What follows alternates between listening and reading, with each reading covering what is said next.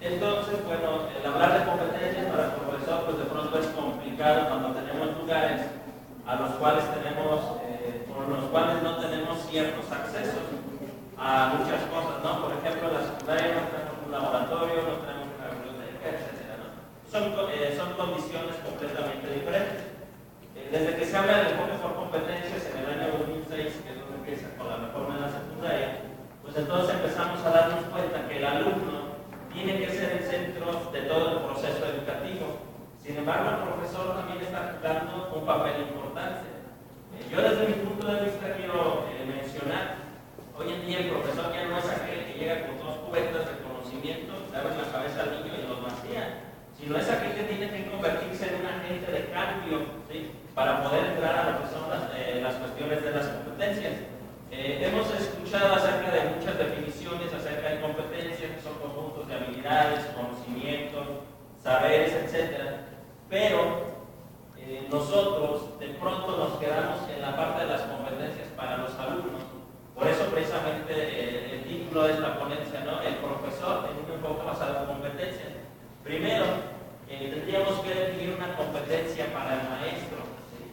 Primero el maestro tiene que ser capaz de observar qué es lo que tiene que desarrollar en el alumno, ¿sí? En ese desarrollar en el alumno tiene que darse cuenta y conocer, por ahí mencionaban lo que son las competencias para la vida, aquellas que nos maneja el plan y programa, bueno, que son 5, ¿no? Desde la competencia para el aprendizaje permanente, el maestro tiene que tener esa habilidad para generar que su alumno esté aprendiendo de manera permanente. Pero ¿cómo hacerlo? Yo desde mi punto de vista lo manejo. ¿Cómo hacerlo? Cuando nosotros no tenemos las condiciones adecuadas, ¿sí? De pronto nosotros creemos que es muy fácil, no lo hemos escuchado, a veces tomamos el libro y dicen, ve a tu laboratorio, utiliza estos materiales, utiliza ciertas cosas.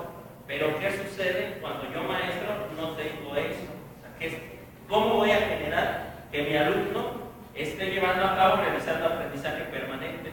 En esta ponencia, bueno, la intención era tratar de resolver esas dudas que me manifestaras, como todo el mundo las hemos manifestado, las tenemos. Más yo no vine a resolver dudas, vine a ver si en las participaciones pues me las resuelven a mí, ¿no? Entonces sí es algo complicado. ¿Con qué tiene que jugar el docente? ¿Sí? Empezar a observar la naturaleza, empezar a observar el entorno. Hemos hablado que las competencias o este enfoque está generado en otros ámbitos que precisamente no corresponden al que nosotros tenemos en México. Pero también si observamos muchos de estos documentos oficiales, pues vienen a partir de la Ciudad de México. ¿Y qué sucede cuando llegan al noreste de Guanajuato, en este caso? ¿Sí?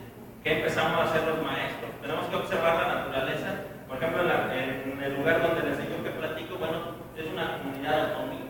Para empezar, muchos hablan de ese tipo de lenguaje, de unas costumbres, cuando de pronto tenemos semanas enteras que los alumnos, por las cuestiones de los mayordomos y todas sus tradiciones que centran en eso, pues no asisten a la escuela. y tengo que hacer. ¿Sí? La segunda competencia que nos maneja el plan y programa es el manejo de la información. ¿A qué tipo de información nos referimos?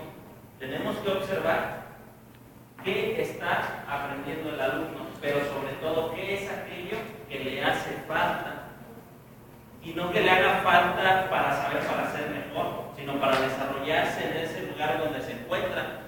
Y bueno, nos podemos ir hablando de todas las competencias básicas. Yo les comencé diciendo, el docente es un agente de cambio. ¿Por qué? Porque tiene que contribuir a elevar los aprendizajes que el alumno desarrolla. Pero ¿cómo lo voy a cambiar? ¿Sí? Es más, una de mis preguntas más frecuentes es, ¿cómo hago para vincular los contenidos de mi asignatura con lo que llamamos las competencias? Hemos escuchado hablar de transversalidad, hemos escuchado hablar de un montón de cosas, pero cuando tengo el contenido en sí, a veces puedo observar el aprendizaje esperado, pero puedo decir, bueno, y entonces, ¿esto dónde entra la competencia? ¿Dónde puedo centrarla? Son un montón de dudas que nosotros tenemos que ir resolviendo con el paso del tiempo. Para esto yo llegué a una reflexión y bueno, observo que existen 4 temas que yo los llamo como competencias básicas que nosotros los docentes debemos de desarrollar sin llegar a ser teóricas o que